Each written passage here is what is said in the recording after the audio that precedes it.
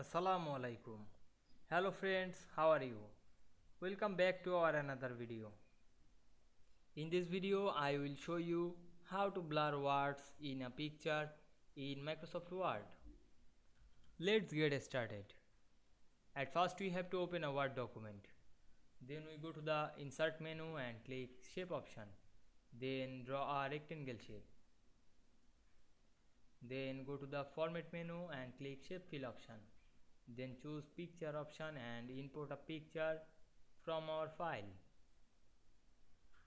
Then write anything on our keyboard.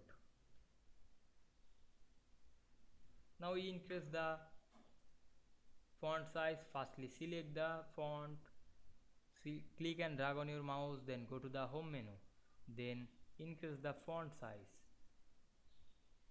then click the text effect option and choose shadow, then go to the shadow option, then increase the blur to this text.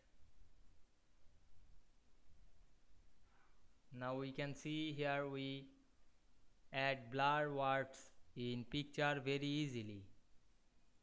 I hope you enjoyed the video. Please like, comment, share and subscribe my YouTube channel. Thanks for watching.